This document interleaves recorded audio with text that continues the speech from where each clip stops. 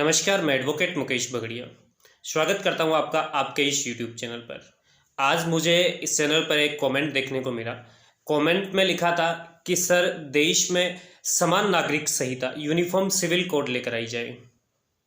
तो मैं मोहम्मद जी को बता दूं कि ये पूरे देश का मुद्दा है, मेरे हाथ में नहीं है। लेकिन आज आपके इस कमेंट की वजह से ये मुद्दे का विषय है मेरे चैनल के लिए। आज आपकी वजह से ये वीडियो बना रहे हैं कि पहले तो हम ये जानेंगे इस वीडियो के माध्यम से कि समान नागरिक संहिता क्या है, यूनिफॉर्म सिविल कोड आखिर क्या है, जिसकी मांग अलग अलग समयों में बहुत से समुदायों ने की है। कई समुदाय इसका विरोध भी करते हैं। आखिर वो कारण क्या है जिससे इसका विरोध किया जाता है, आखिर वो कौन से कारण है जिसकी वजह से इसका समर्थन किया जाता है, आज के इस वीडियो में जानेंगे।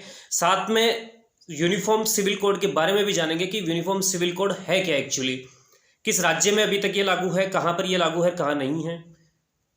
लेकिन इससे पहले मैं आपको ये बता दूं कि यदि आप इस चैनल पर पहली बार आए हैं और आपने अभी तक इस चैनल को सब्सक्राइब नहीं किया है, तो मेरा आपसे निवेदन होगा कि आप इस चैनल को सब्सक्राइब कर लें।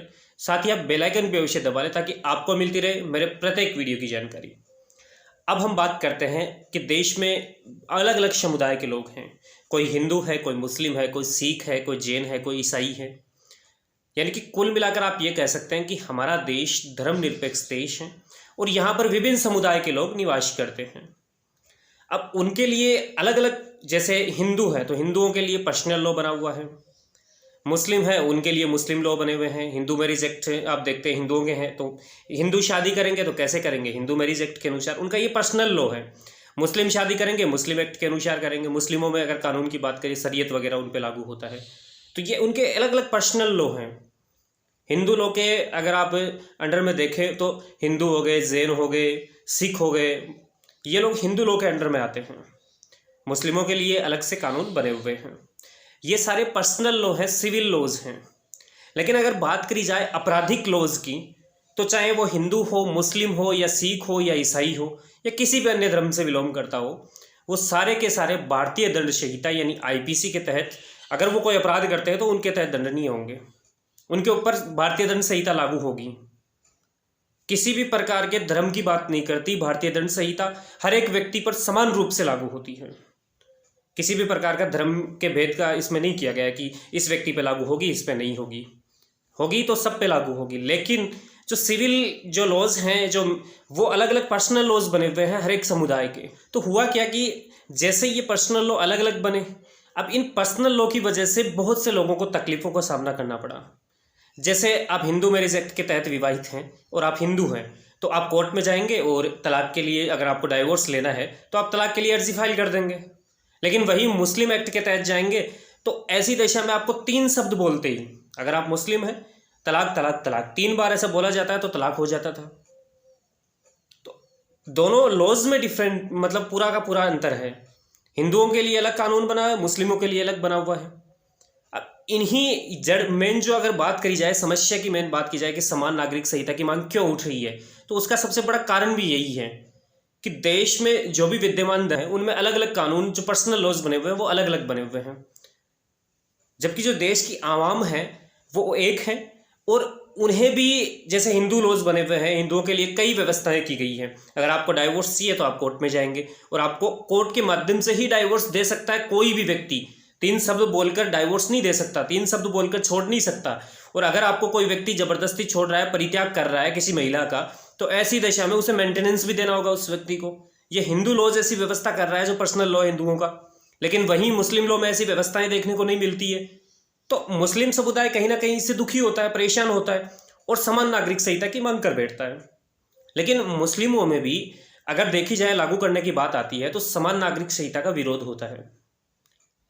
ये कहा जाता है कि जो हिंदुओं की जो विधियां हैं, हिंदुओं के जो पर्सनल लॉज है, वो मुस्लिम समुदाय पर थोपे जाते हैं अगर समान नागरिक संहिता यूनिफॉर्म सिविल कोड को लागू किया जाता है। दिल्ली जो हाई कोर्ट है उसने भी अभी हाल ही में इस बारे में मुद्दा उठाया कि क्यों न यूसीसी को लागू किया जाए, यूनिफॉर्म सिविल कोड को लागू किया जाए। और मैं आपको एक बात और बता दूं कि हमारे देश में गोवा ऐसा प्रांत है जहां पे यूसीसी लागू है, यूनिफॉर्म सिविल कोड लागू है। वहां पर सुप्रीम कोर्ट ने इस संबंध में टिप्पणी भी की है कि जो गोवा का जो यूसीसी है, यूनिफॉर्म सिविल कोड है, समान नागरिक संहिता है, वो काबिले तारीफ है। संपूर्ण देश में ऐसी व्यवस्थाएं लागू होनी चाहिए। अगर आप इस संबंध में कानून को जानने की बात करें तो आर्टिकल 44 में आपको आना पड़ेगा, 44 में जाना पड़ेगा। अगर 44 आर्टिकल जो 44 है, 44 है, उसे आप देखते हैं तो उसमें राज्यों की ये जिम्मेदारी दी गई है, जो यूसीसी को लागू करने का जो कार्य है राज्यों के ऊपर डाल दिया गया है कॉन्स्टिट्यूशन के द्वारा, संविधान के द्वारा। अब राज्य इसे लागू नहीं कर रहे हैं, क्योंकि अगर राज्य लागू करते हैं तो ऐसी दिशा में अलग अलग धर्म के लोग इसका विरोध करते हैं, क्योंकि हिंदुओं के लिए अलग से पर्सनल लॉ बने हुए हैं और मुस्लिमों के लिए अलग से पर्सनल लॉ बने हुए हैं।